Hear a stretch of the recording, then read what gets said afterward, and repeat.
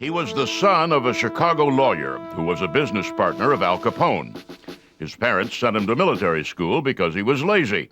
And when he announced his intention to apply to Annapolis, his father secured him a congressional appointment by turning state's evidence against the mob. He was training as a pilot when he received word that his father had been gunned down by Capone's henchmen.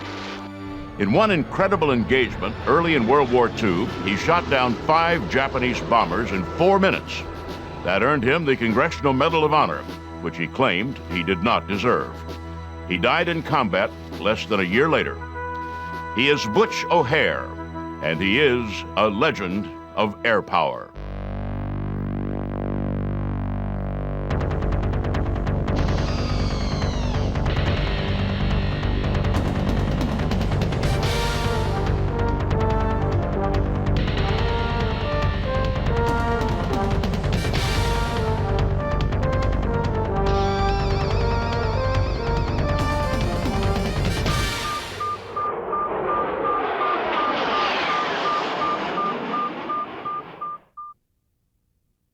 He was born Edward Henry O'Hare on a Friday the 13th in March 1914 in St. Louis.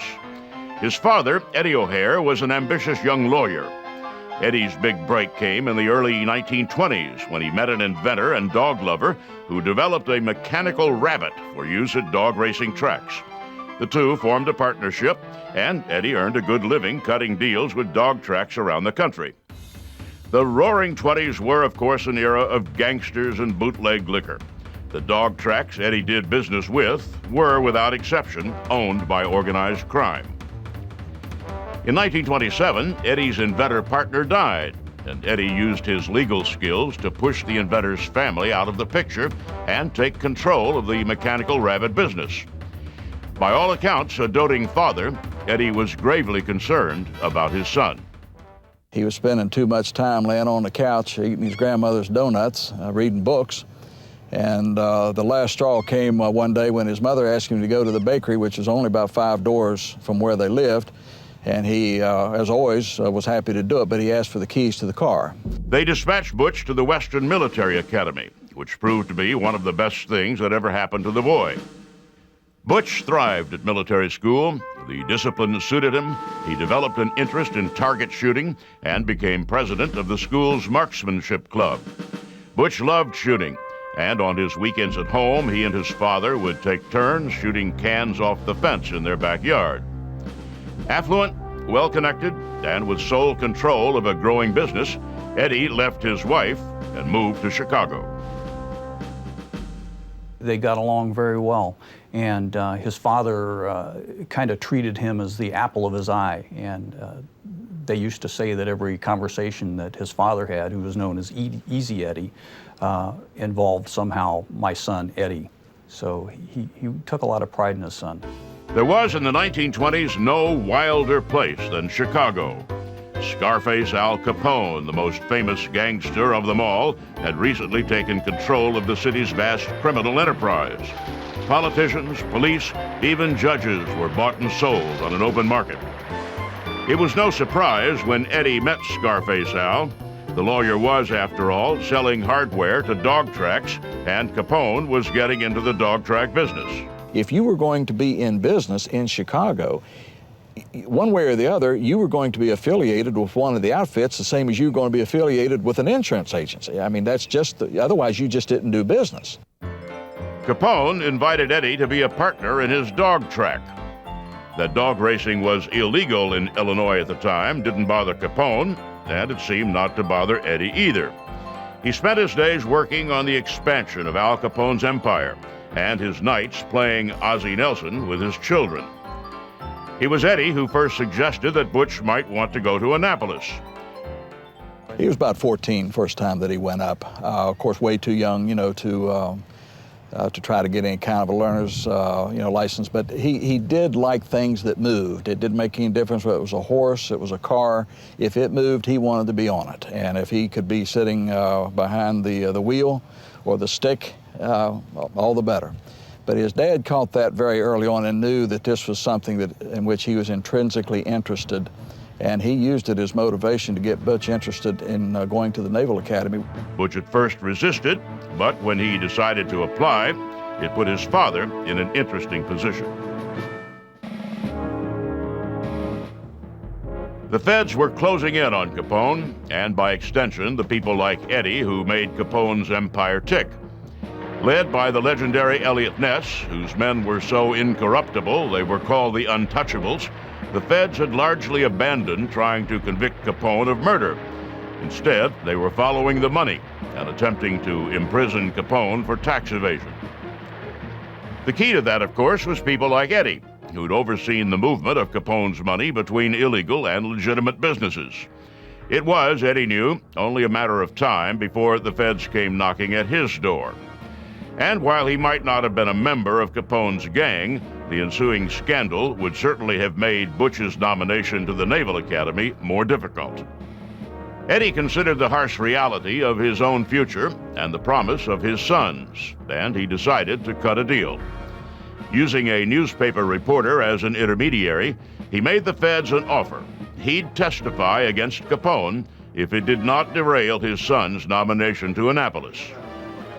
The deal worked its way up the chain of command, from the FBI Chicago field office to J. Edgar Hoover, to the Commissioner of the Internal Revenue Service, to Congress itself. The deal was simply too good to pass up. Butch entered the Academy in 1933. For 4 years, he lived and breathed Navy life while his father helped bring down the most famous gangster of them all.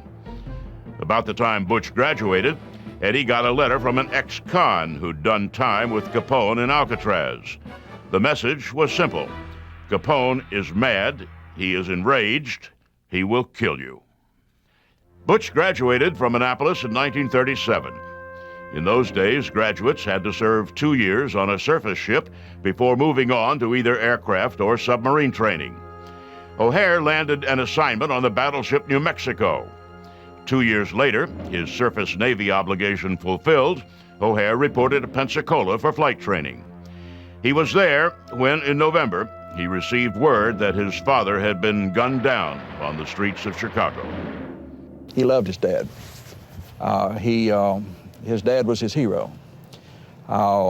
He had the kind of a relationship that the most personal decisions that a young man would ever make, which today would be almost unheard of for a son to go and talk with his father about some of these problems. That was not only who he went to, it was the first person he went to. A lot of times it was the last person he went to. A very close relationship. He idolized his dad. Butch O'Hare, pilot in training, rode a train back to Chicago for his father's funeral. The killing made headlines. The papers cast Eddie as a gangster turned snitch. It was devastating to Butch and his family. After a 3-week layoff, he went back to Pensacola, picked up right where he left off, and of course we have his records as to how he performed in training, and he didn't miss a beat. His scores were as good just after he returned as they had been, prior to the time that he got there. After his father's death, Butch O'Hare returned to his naval flight training in Pensacola. There, he trained on a succession of increasingly powerful and sophisticated biplanes. Then he moved on to transports and light bombers, moving through the Navy's inventory, but always with his sights set on fighters. In early 1940, he graduated from flight school. The Navy assigned him to VF-3. O'Hare's executive officer was John Jimmy Thatch, a legendary pilot and officer who was probably one of the best tactical thinkers of his time. Thatch turned his keen eye on O'Hare and the other young pilots.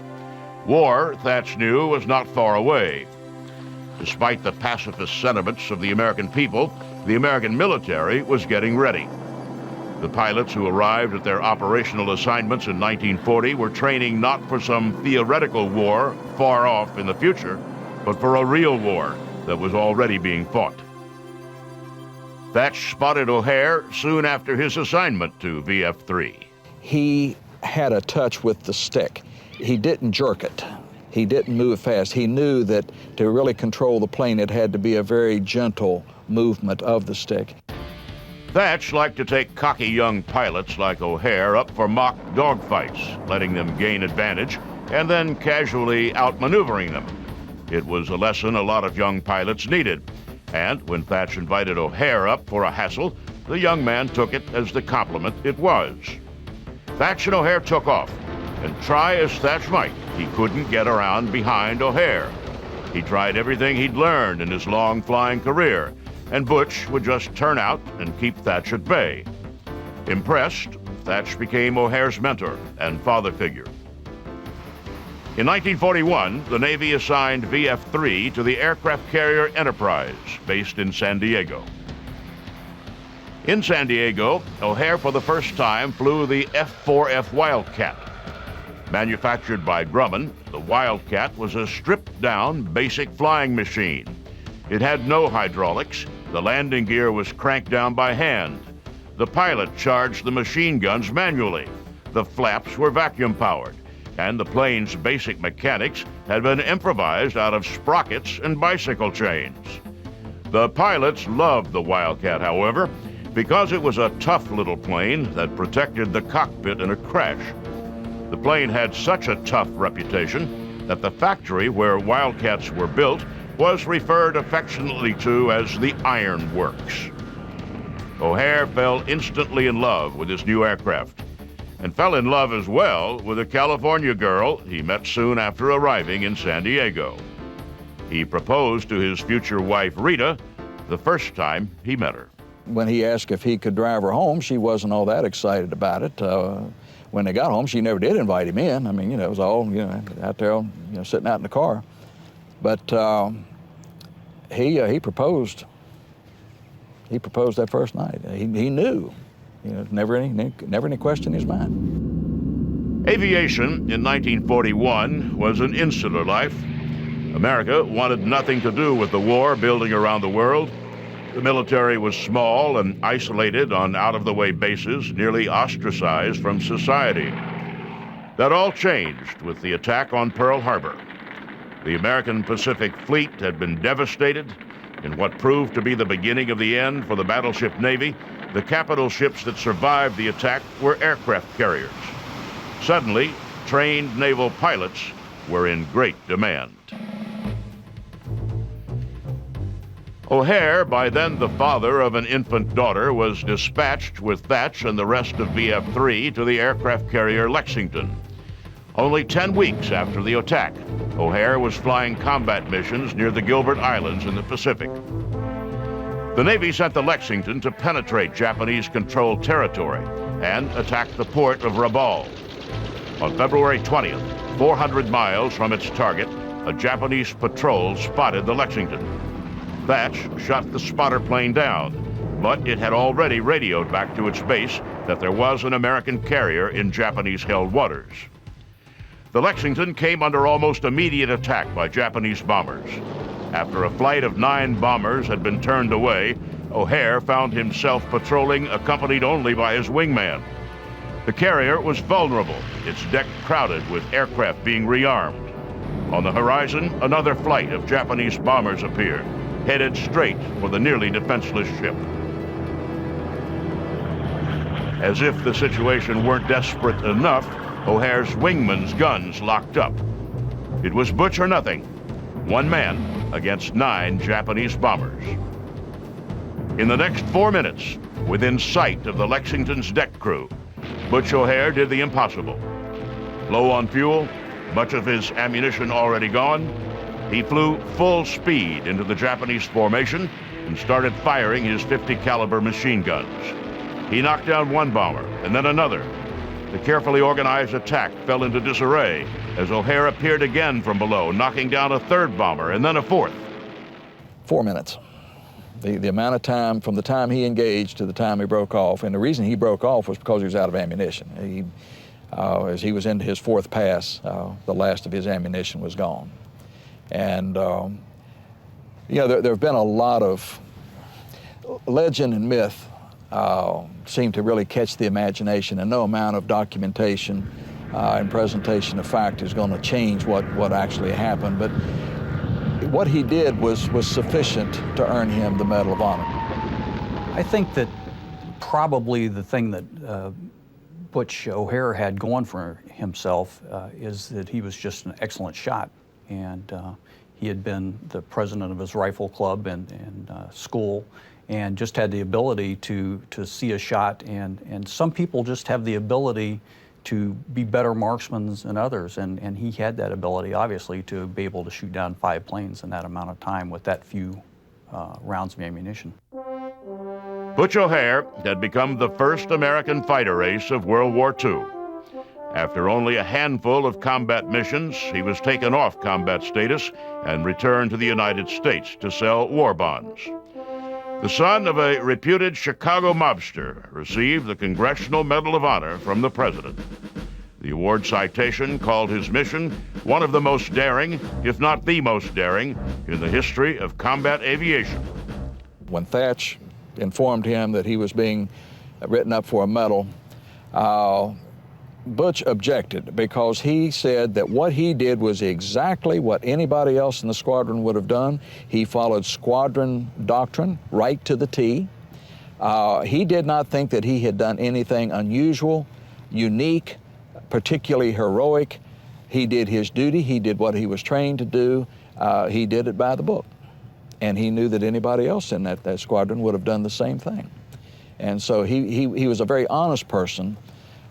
He was not given to false modesty. He just genuinely felt that this was not worthy. O'Hare just wanted to get back to the war. Butch O'Hare toured the United States selling war bonds. The first American fighter ace of the war, a hero whose father had died in a mob hit, he was a sure draw at bond rallies. Like other heroes paraded for the home folks, he'd rather have been back with his unit. I don't think any of them liked it. These people were warriors, and there was a war going on, and they knew they were good. And if not even for themselves, they were concerned about the people that they had left behind. O'Hare didn't get back into combat until late in 1943.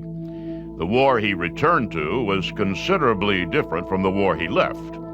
The furious scramble to get any kind of force into the war had matured into a methodical march from island chain to island chain. Aircraft that had existed only on the drawing board a year earlier were arriving in the battle zones. Among those new craft was the F-6F Hellcat, a fast and maneuverable fighter that it was hoped would be the equal of the Japanese Zero.